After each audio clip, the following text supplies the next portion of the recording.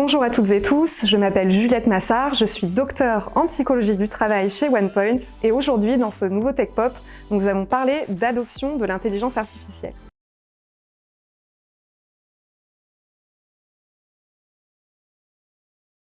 En France, 12% des salariés déclarent utiliser l'IA dans leur travail et 30% relatent qu'il existe un usage au sein de leur entreprise. Son déploiement s'accélère, mais derrière cette grande course à l'adoption se trouvent de nombreux enjeux, notamment en termes d'appropriation et de santé au travail. En effet, toute transformation numérique entraîne des répercussions, tant au niveau individuel, collectif qu'organisationnel. Chaque mutation doit donc être anticipée afin d'être mise en œuvre de manière efficiente et participer au développement de tous. Voyons aujourd'hui comment la culture d'entreprise peut faciliter vos transformations, notamment celles impliquant l'IA, tout en participant au développement de la qualité de vie au travail de vos collaborateurs. Alors qu'est-ce que la qualité de vie au travail? En psychologie du travail et en sciences humaines de manière plus générale, la QVT dispose de multitudes de définitions et englobe de nombreux domaines.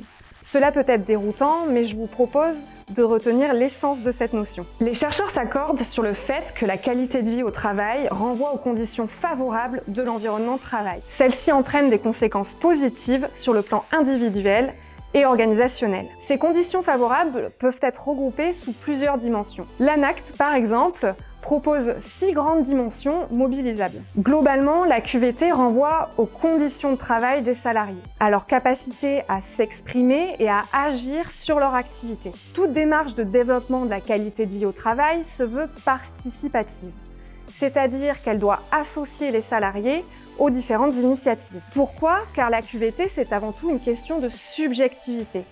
Pour une même situation donnée, deux individus peuvent avoir une expérience et un ressenti différents. De plus, les salariés sont experts de leur propre activité. Ce sont eux les mieux placés pour identifier certaines problématiques et certains axes d'amélioration. Maintenant, revenons à nos moutons. Puisqu'elle traite des conditions de travail, la QVT est intimement reliée à la culture d'entreprise, aussi appelée culture organisationnelle. Une de ses modélisations pionnières est le modèle d'Edgar Schein. Dans les années 80, il définit la culture comme un système complexe composé d'artefacts qui constituent la partie la plus visible de l'organisation, des valeurs qui sont centrales dans l'entreprise et des postulats fondamentaux qui constituent la partie la plus invisible et la plus difficile d'accès. Vous l'aurez compris grâce au schéma, la culture d'une organisation est omniprésente. Elle façonne directement l'expérience des salariés et chaque aspect de leur quotidien.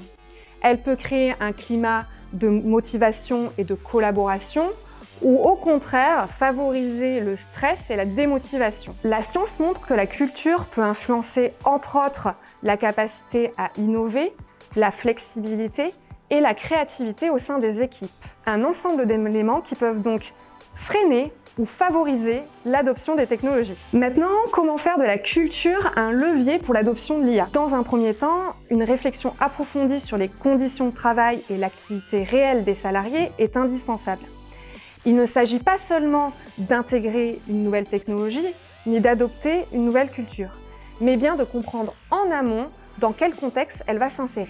Cela implique d'identifier les tâches réalisées par les salariés, d'analyser la manière dont elles sont effectuées et les ressources mobilisées, mais aussi d'identifier les contraintes organisationnelles et humaines déjà existantes. Ce diagnostic initial permet d'anticiper les transformations à venir et mieux cibler les actions d'accompagnement. Il devient alors possible de répondre à des questions clés. Quels métiers et quelles populations seront le plus impactés par l'introduction de l'IA? Quelles tâches seront modifiées?